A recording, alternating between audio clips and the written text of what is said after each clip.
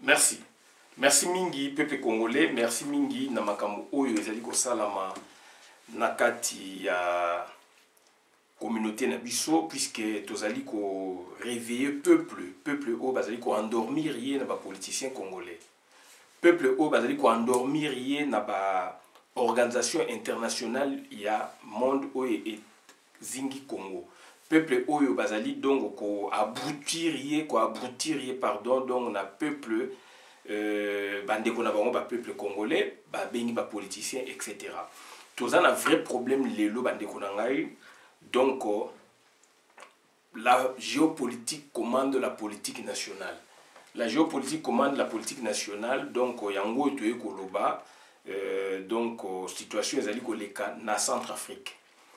Tchakou libanga lizwinde keko sekate. C'est-à-dire lobby oye lekaki biso to sekaki ba pays belé. Lelo ekomi tour na biso et ba pays mususu ba voisin na biso pe toko yebisa bango pe ba sekate puisque lobby ko komela bango. Lobby komela ba pays mingi Afrique centrale, y Afrique, y monde biso ba congolais to sekaki. Lelo yo ekomi ba biso ba congolais et situation na to bimi na ngote. Total la makambo ezali koleka na Centrafrique. Makambo ezali koleka na Centrafrique bandeko na ngai ezali situation où ezali ko concerner en partie aussi le Congo. Toloba yango mbala na mbala et lelo yo ba réalité ezali wana. Ba réalité ezali wana parce que situation donc ezali très critique na Centrafrique. Bomoni bazali ko organiser ba élection na bango donc ekosala ma hier et en fait demain pardon. Donc hier ndé yalé qui donc Cour suprême Cour suprême ya Centrafrique donc est rejeté en bloc n'est-ce pas donc requête il y a opposition pour na basangani na ba rebelle ba bengi bango ba opposants puisqu'ils sont centrafricains donc ils sont dans ce bloc de contestation ba côté c'est que ba requête pour na ki ba boya ko organiser l'élection à date fixe donc il y a demain. Cour suprême na bango est rejeté donc il y a élection demain. Mais qu'est-ce que nous avons constaté? Il y a un moment quand on fait la politique, donc il faut aussi zinga na bino. Tant aux alliés na famille, nous sommes des Africains. Tant aux alliés na famille, bojunayo et soukaka na banana ote. Il faut aussi couper sa mouke na bandeko na yo. Côté maman, côté papa, baninga na yo pe balia mouke. Ba mon appé que donc camarade na biso donc toyo kakaza na mbongo toyo kakaza ba moyen biso pe tozwa kata muke ba voisin pe ba yo kata solo wana mo muke et ça la bien puisque ce problème ezali bango batali boso ndi bakoyi pe kokote la yo soki problème oyo kaka na batute iboye yeba yango ke même na quartier na yo problème soki ezali batu ya quartier bakoyi ko balukelo ba opesa yo mukongo parce que comportement na yo ezali ndengwana osekaka bango et donc voilà vous allez obligé te mettre tous akoloba na ba bon sens ndenge moko pe donc ndenge ezali na ba pays na ba état biso tozali na président Mobutu tozalaki donc protégé super protégé puisque ba américain sous la guerre froide basimbaki Mobutu makasi do basimba Congo et tant guerre froide de Sili politique internationale échangée de géopolitique international ou mondial échangé, d'où ça commande la politique nationale, d'où et comment que américain donc guerre froide de Koufi to continue donc la mondialisation, la gouvernance mondiale, gouverner sans les gouvernements habituels, d'où mon avis sous importance il y a Mobutu c'est puisque va donner changer va liquider Mobutu va côté biso modèle de société na ba projet ba yaki nango AFDEL. Bandeko nanga c'est très important. Ngana zali na Angola vers les années 91, 12, 13 et il y avait des gens avec qui on partageait, c'était les grands frères na Lubangu na yaki ming na province na Lubangu to Hollanda puisque je faisais donc des va-et-vient entre Kinshasa donc Luanda na osa Kinshasa Luanda na mutuka 3 jours. Donc il y avait des grands frères là-bas au bazali aussi doué dans la politique n'époque wana. J'étais déjà membre de l'UDPS, mais na niveau libanda to la information ya Congo ya mboka. Et je me rappelle ba viona na Lubangu, je vois encore une maman azali ko vanda na quartier du 20 mai a sa biso poto libanda winzmo mkeza ki wana po to vanda na ndako mwa ba shungura et bien sécurisé to futa mbongo puisque kuna ba attaque avec mingi meilleur azali na ba soda avec soda mpela avec na ba soda na ye on a 4 coins on était bien sécurisé et puis ba attaque ya masasi.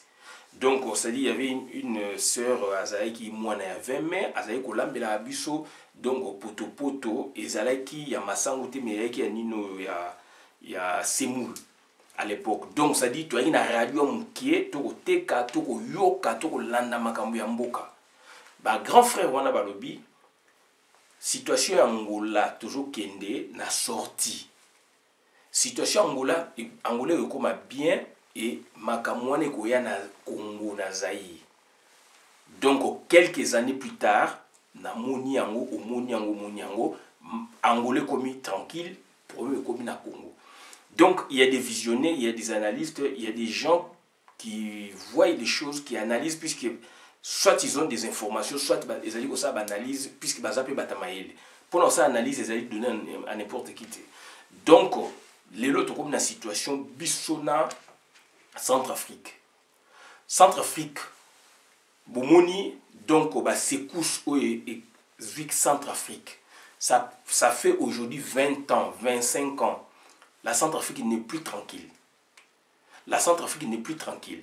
Et je prends la période récente, il y a vers les années 2012-13, il y avait une transition avec la présidente Mpanza, une dame, la présidente d'ailleurs. Donc, moi, si on a commis présidente de transition, ngai na sala vidéo. J'ai des vidéos, donc vidéo en effet datées à 2012-2013. Naza nango na chaîne nangai. Na dénonça puisque awa na poto awa ba journaux donc totangaka ba ya ko kabezali ya ko sombezali naza même na coupure ya journal so na luka ba bloko na ko mona yango na lobaka ngo mingi damu wana tanga comme présidente na ceinture na ya sécurité. J'avais vu des gardes du corps qui ne reflétaient pas, n'est-ce pas, la morphologie donc centrafricaine. Voilà, donc c'était des Tutsis, c'était des Rwandais. Moi, je les avais dénoncés à l'époque. La vidéo ezali so la mina vanda na luka na komona yango so la mina na coupure journal tant président Panza abimaki awa donc bachaye ba garde du corps tant na moni photo j'ai interprété et c'était des Rwandais.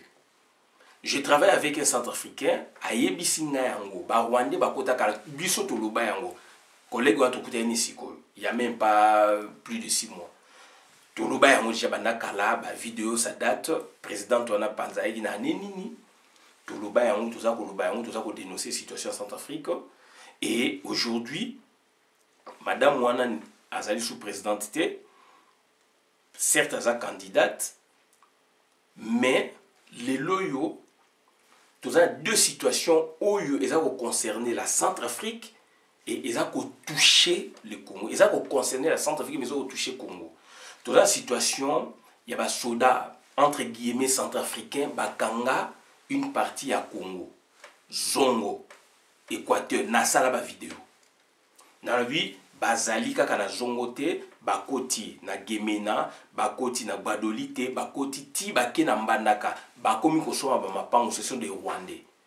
Toza bandeko bangwandi, ser na biso azali pemili koto yo aza mongwandi tosola na ye a témoigner yango puisque ezali ba information bandeko bazali na terrain. Tozwa ki pe ba information na terrain. Donc tout ça pe vidéo instructeur congolais to dénonça bango un congolais instructeur il y a Desper Kala et puis Kabila Zwa qui est akendaki Mbandaka ko former batu akendaki Guado ko former batu na mission batindaki ko former nini ba soda oyo ba uti Centrafrique soi-disant bah, centrafricains, ce ne sont pas des centrafricains, ce sont des Rwandais, puisque bah, Rwandais, bah, c'est pas côté dans la zone. Les Rwandais ont mission, n'est-ce pas, de s'accaparer donc en Afrique centrale. Pour ne pas dire de s'accaparer des terres en Afrique centrale. Puisque la terre, wana, ils ont regorgé, minéré. Bande qu'on a expertise et salama. Afrique, oui, ils sont riches, mais l'Afrique centrale, c'est une partie de l'Afrique qui est riche en matières premières. Matières premières, donc, il y a sous-sol, minéré. C'est l'Afrique centrale. Et estima yango donc c'est-à-dire ils ont 78%. Ils ont un livre ya papa Honoré Ngwanda, je l'avais lu, na pesa yango docteur Alongo. Donc 78% américains déjà na 92, ils ont constaté d'après les expertises que donc il y a plus de 78%, il y a richesse.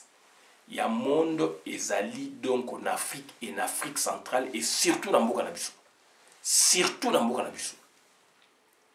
Donc les touti à travers les multinationales, à travers les pays oyo, balingi ba konza Afrique eza ba mindele, ba za ko utiliser ba ndeko na biso Afrique, ba ju bango comme ba bouclier, ba tindi bango ba panzi bango un peu partout. Il y a un ami qui m'a dit même que na Gabon, il y a donc quand il y a des réfugiés, il y a des Rwandais, il y a Gabon. Lobby, problème est que Gabon, Naza pour la énième fois. Angola, l'Angola est trop prudent. Donc, ça dit nous avons la Centrafrique, le Congo-Brazzaville, j'ai Tondaniwana, après ça, c'est cause à la grave. Je le dis aujourd'hui, après ça, c'est cause à la grave. Commandant Mapa, Landa Maramnazali Koloba. Après Sassou Nguesso et cause à la grave puisque les Rwandais tout ça la vidéo na yo commandant Mapa au démontrer yango do ba Rwandais bazali les do bazali na kata Brazzaville et les longs il y a fleuve ils ont séparé les deux Congos. Les Rwandais sont là-bas du nord au sud. Donc ça dit après Sassou Nguesso catastrophe écoute na Congo Brazza. Et ngana loba yango toza ko bengana na livre na sala vidéo. Et pendant ce temps, nous avons Rwandais na Congo na biso, bakozala na ngambu na biso. Donc on a Congo Brazzaville. Donc bazali toujours ko guetter biso partout. Lelo on parle na basoda ya Centrafrique, bakanga Congo, tu sais nous basoda centrafricains, tu sais ba Rwandais. Aujourd'hui la démonstration est là. Preuve à liboso ezali donc c'est-à-dire pour toujours on a sujet là bien preuve il y a liboso ezali.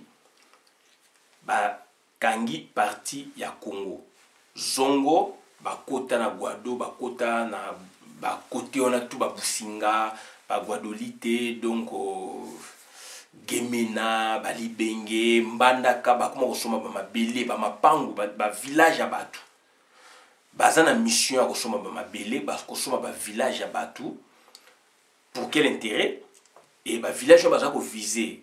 Qu'est-ce qu'il y a donc de particulier sur nos sols ou sous nos sols? Seul bango bazana donc on a réalité puisque bazana carte géologique au Mindele ba yepsi bango occuper telle place, occuper telle place, occuper telle place puisqu'il y a la carte à 1 milliard dans la vidéo. Donc carte géologique ba Mindele bazana ngo bazako téléguider bango bokene koto bokanga, bokene koto bokanga. Bandeko na ngai les années à venir, ils allaient sombre na Congo. Tout chango na mutu. Ils allaient sombre en Afrique centrale. Bo chango na mutu. Premier fait en centrafricain estampillé des Rwandais estampillés centrafricains. Lati marque déposée à centrafricain. Lati bilamba ba soda ba centrafricain. Et tout yebisa ki bino pendant donc le confinement. Président centrafricain ayaki kosa nini na Kinshasa okuta na Félix Antoine Tshilombo. Félix c'est un diable, ayebi biloko wana tout.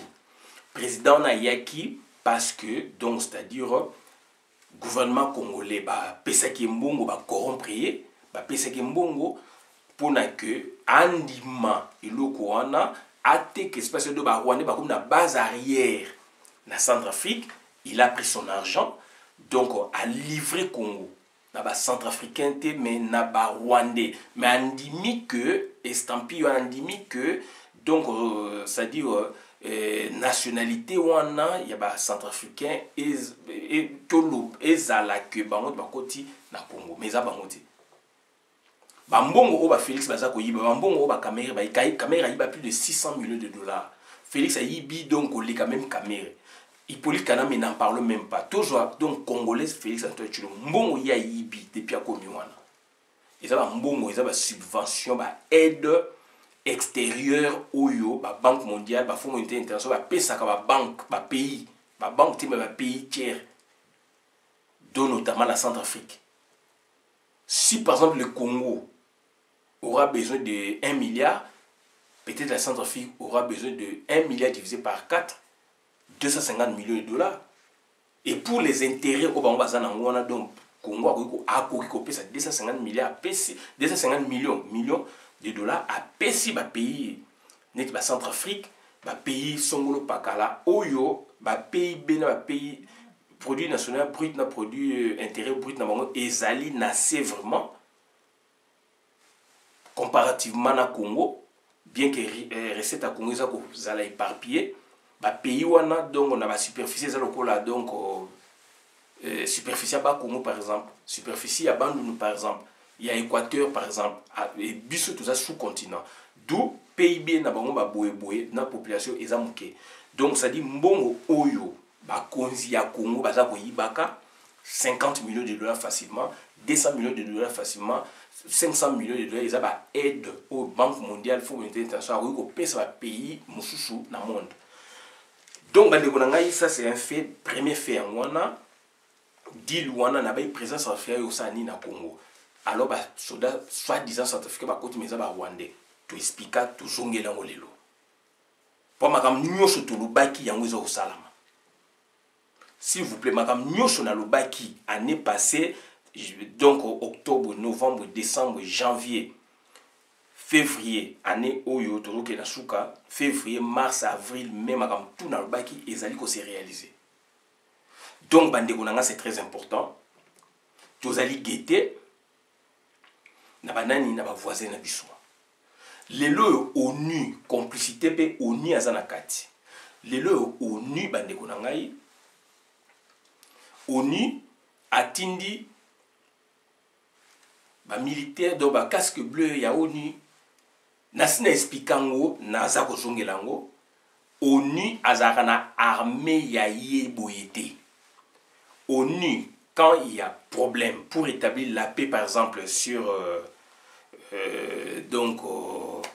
une zone ONU et le quoi va marcher donc ONU a aussi là donc appel d'offres ça se passe na niveau ONU donc ambassadeur na bango na ONU bayebi ONU a aussi là appel d'offres puisque l'ONU en soi n'a pas d'armée yaye a aussi appel d'offres ceux qui vont répondre à des critères ONU a lobby. Donc, dossier kokota songolo pakala soki bondimi ba condition ya pesi vous signer accord ya représentation militaire ya ONU cette fois-là donc au pays na mboka songolo pakala espace songolo pakala na compte ya ONU et il y a des millions de milliards de dollars dans babiloko wana d'où ONU c'est un cours que j'ai ici.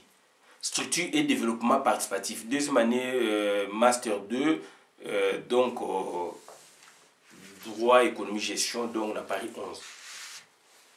Madame Mouana, professeur Azako Lubango bien, structure et développement participatif.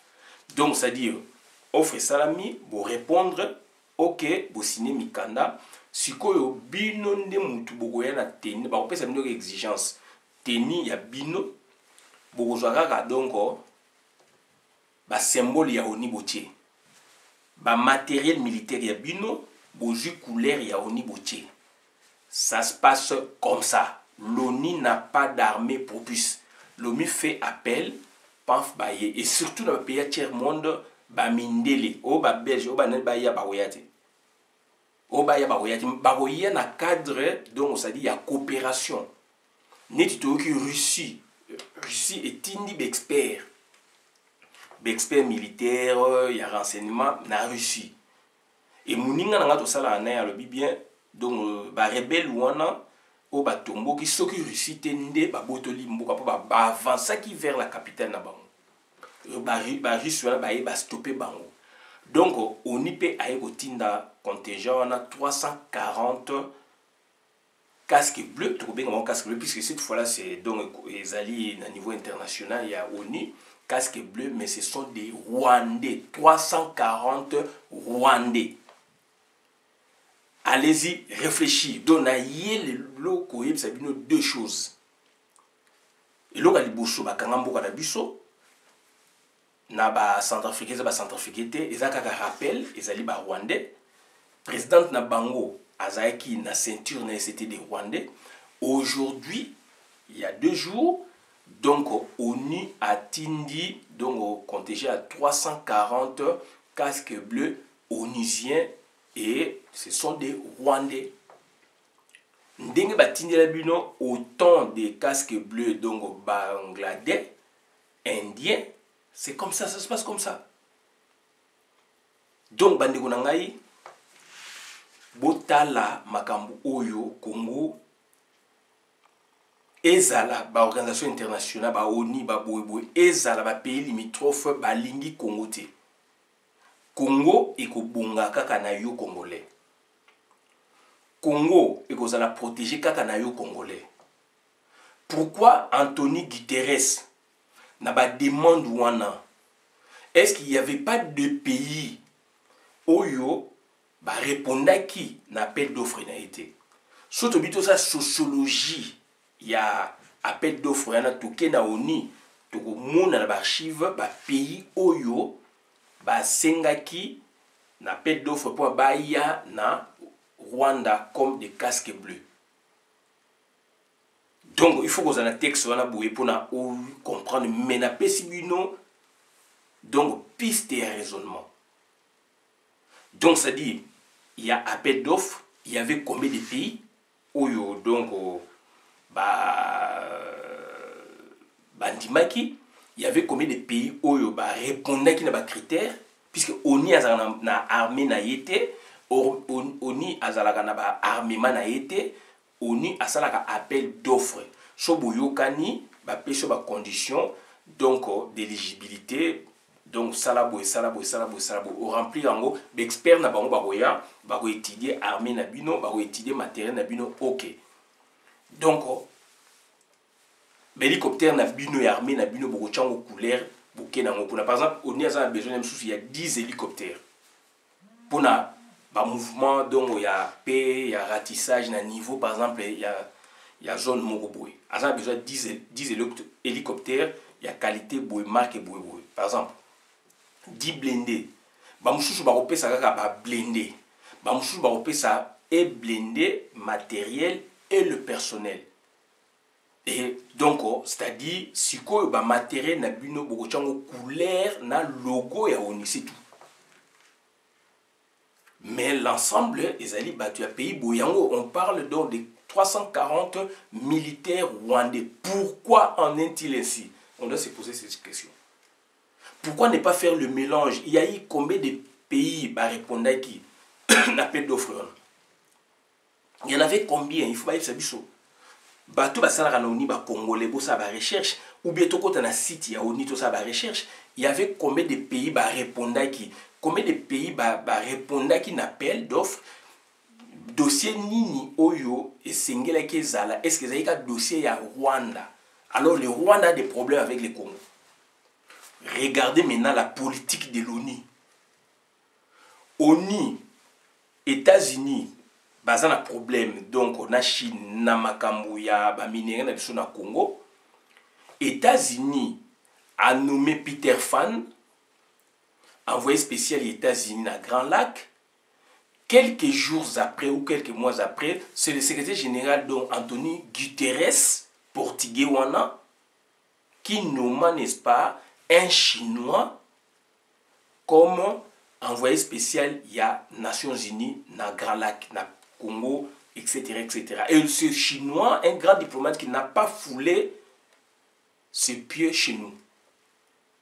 Donc on s'est dit, il ne s'est même pas déplacé, sauf, on a vu Peter Fan qui a fait des va-et-vient entre Congo, zone à Grand Lac, Namboka na États-Unis. Mais les Chinois, on ne l'a pas vu.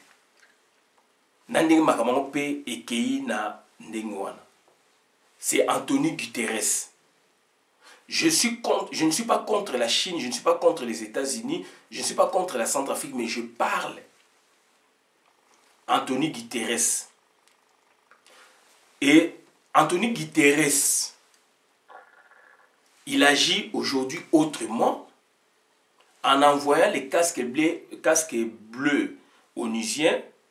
Pour la plupart, sont des Rwandais ou en Centrafrique. Alors la Centrafrique, officiellement, a envahi le Congo. Mais en coulisses, ce ne sont pas des Centrafricains, ce sont des Rwandais qui sont là. On les voit na Mbandaka, na Gemena, na Wapi, tozo ko mona bango, bande wazo mona bango. Ndeko na ngai, la géopolitique commande la politique nationale. Tant que vous avez contrôlé la géopolitique na binoté, il y a zone T, il y a Grand Lac T, il y a monde T. Où il y a sa influence na politique nationale, bandeko na ngai donc eza mawato. Donc, on appelle ça vie internationale. Il faut voir ce qui se passe aux alentours de chez vous. Et aujourd'hui, na Rwanda, il y a un problème vis-à-vis na Congo. Na Ouganda, il y a un problème vis-à-vis na Congo. Na Soudan, il y a un problème vis-à-vis na Congo. Aujourd'hui, na Centrafrique, c'est activé. Il y a un vrai problème vis-à-vis na Congo. Élection na bango ndenga koleka kuna tolingi élection leka malamu mais batindi ba casque bleu ba keite pour faire un jour hier bazonga non ba kei pour na kovanda c'est une façon ya ko renforcer ba Rwandais au ba kangi déjà ba kanga Congo ba bengi ba centrafricain. Le président qui est là, il est complice pardon. Donc c'est vous dire que officiellement quand nous vous disions que donc les soldats centrafricains sont Namboka na biso, mais ils ne sont pas centrafricains, ils sont rwandais. On les a vus, il y a des bateaux, Moni Bango, comme qu'on soit Bango par-ci par-là, dans sa vidéo. Aujourd'hui, on nous envoie, donc on s'est dit, le secrétaire général complice et complaisant, il y a destruction au Congo, dans la multinationale, dans le pays puissant, au Balingi Congo Koufa. Donc, à Tindi, les soldats centrafricains, les soldats il y a ONU, donc rwandais, dans la Centrafrique. Ce monsieur-là ne veut pas l'avenir Yabana Congo. Donc ça dit, la Centrafrique, donc ça dit, le Rwanda se constitue une base arrière officiellement. Là, donc je me répète, donc ça dit, le Rwanda s'est constitué une base arrière militaire officiellement dans Centrafrique.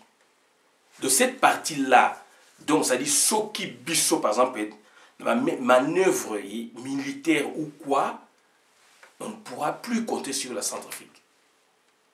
On ne pourra plus compter sur le Congo-Brazzaville, puisqu'il y a des Rwandais là-bas. On ne pourra plus compter sur le Soudan du Sud, puisque les Moro sont là, il y a ceci, c'est là. On ne pourra plus compter sur l'Ouganda, sur le Rwanda, sur la Tanzanie, sur la Zambie même. Il n'y a que seul pays où il y a compter nango, où na ouverture, donc na problème entre guillemets, c'est l'Angola.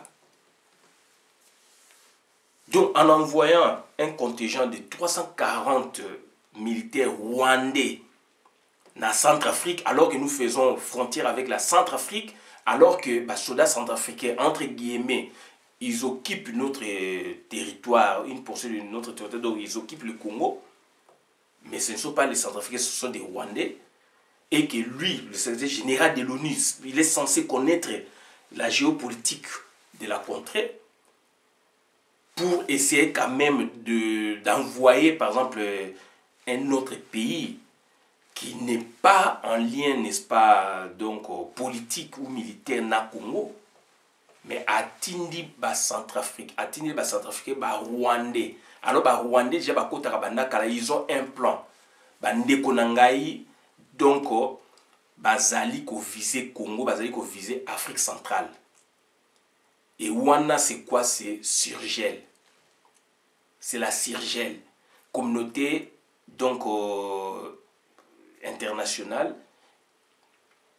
Sur, il y a un pays, donc, il y a Grand Lac. Grand Lac. Dont la Centrafrique en fait partie. yango na lobaka il faut to bima na Sirgel, il faut to bima donc na Sadek, il faut to zongela ba fondamentaux ya Congo. Surtout les lobito mona lueur d'espoir. Voilà bandeko na ngai na yaki koloba biloko wana pona. Ce sont des choses où peut-être perception est difficile, mais donc bandeko na ngai na capté yango grâce à la méthode spécialisée yango toyoko tiango donc au service ya peuple ayeba. Tozali viser balingi mboka na biso ekufa, balingi mboka na biso ba panza yango. Na complicité Félix ndenge azali na yebi biloko. Ayambaki président centrafricain. Il devait l'interpeller. Et Magamezo Sama lelo yo donc c'est-à-dire donc conséquence nango nazoloba ekoya na Congo. Naza ko souhaiter te que eya na Congo mais ekoya na Congo. Naza ko lobango consciemment. Na lingi mboka na ngai ezbonga mais bandeko na ngai ba konjue tozana bango na bandeko tozana bango baza ko comprendre te. C'est ça notre douleur. La géopolitique commande la politique. La géopolitique de l'Afrique centrale. Il y a Sirgel, et ça pour commander politique à Congo. On n'a pas un leadership fort dans Kata Congo. Leadership, il y a Congo, les lois, ils allaient dans le cerveau Ramouli, Félix Antoine Tshilombo. C'est un monsieur donc complice et complaisant et à malheur à peuple congolais. C'est un monsieur complice et complaisant, donc ça dit il y a destruction à Congo. Centrafrique, batinde lié, casque bleu rwandais. Alors rwandais a un problème na Congo na est. Baye kanga ouest par zongo. Baye si bino ezaba soldats centrafricains non. Aujourd'hui, thèse wana ezali ko se rapprocher puis ezali justifié. Secrétaire général ya ONU a tindeli Centrafrique puisqu'ils ont un problème. Bah créant sur leur propre initiative peut-être batini basoda centrafricain te batini basoda donc indiété malgache te et batini basoda rwandais pour le compte ya ONU na partie ouest ya Congo. Donc ça dit le Congo est bouclé. Le Congo, notre pays, est ceinturé par les Tutsi Power. Donc, batie biso na eto. Bandeko na ngai. Naza ko lo bango donc naza ko lela. Naza ko lo bango donc ndeko zwa conscience. Naza ko lo bango donc ndeko na ngai donc ça n'est de trop. Bato ba ko sauver mboka na ezali yo ezali ngai ezali ye. Eza mboka na biso. To tikela ngo bato mususu te. Complicité ezali tina ONU. Ce que le secrétaire général de l'ONU vient de faire là, ça prouve à suffisance. Il est dedans. ONU a ligné Congo et s'en sortir té. Bâti base arrière officiellement les soldats centrafricains. Ndeko na yo baza ko bomaye yo zali wana o lingate ba boma ndeko na yo. De bâti base arrière. Bato ba simi politique à Congo pouvoir ya Congo bomo na Félix Tshisekedi ba Rwandais ba tuti. C'est Hippolyte Kanam qui tire les ficelles. Son frère, Noko Naye Sonani, Paul Kagame, Kotokuna donc Ouganda, Kotokuna Tanzanie, donc ça dit Tozana Kati, a bloqué Bissot. Et tout se passe na ONU. Congo, ezako lobate na ONU. Congo, il fallait silica, ba créer incident diplomatique là. Ne loko esami na Centrafrique.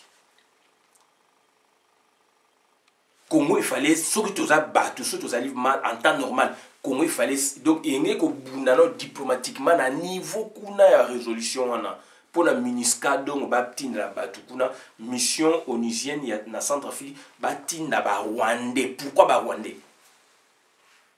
Ba pays moussoussou, ya tiers monde bazate.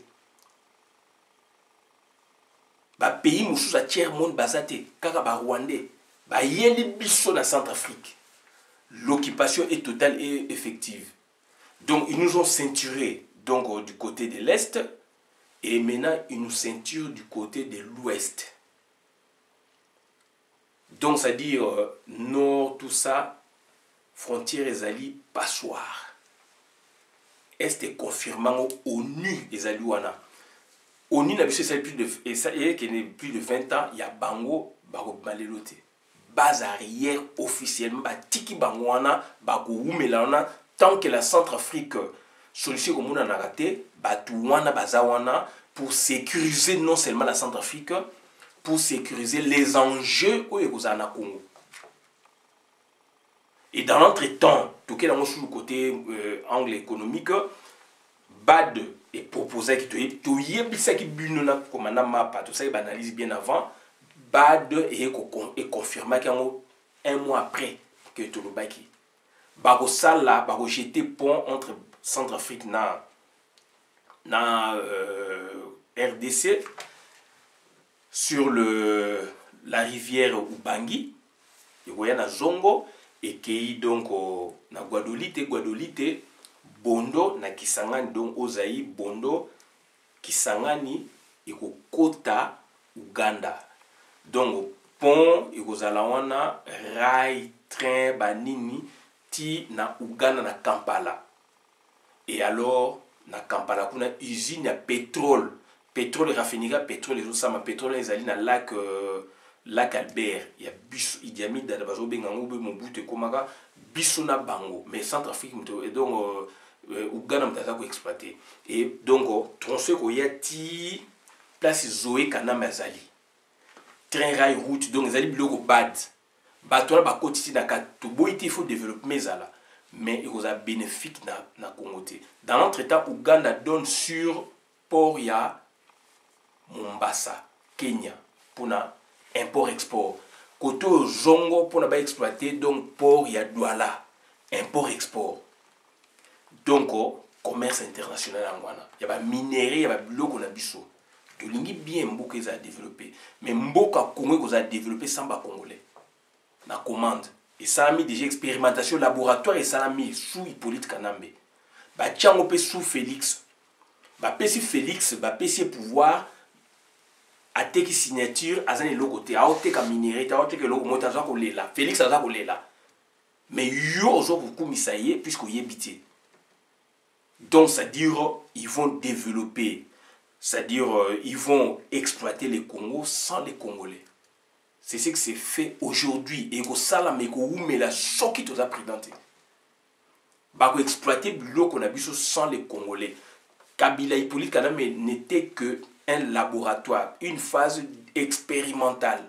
Et comme une maturité, Binisi Anso, Pessi Félix, un Congolais qui n'a rien comme pouvoir. Et le but, il ne dirige rien, il n'a rien.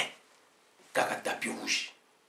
Voilà bandeko nangai makambo na yeki web sabino na suki awa bola na vidéo manam na compte communauté merci mingi makambo ezali transversal économie zanakati géographie zanakati aspect militaire zanakati géopolitique zanakati c'est transversal transdisciplinaire donc ça dit bandeko nanga voilà makambo na web sabino na yeko parler na makambo oyo ça m'a choqué bako diriger Congo sans nous autres. Alors on a de la compétence à revendre. Et diriger Congo sans nous. Diriger Congo sans nous. Hippolyte Kanambe, donc, il était une phase expérimentale. On a été au Merci.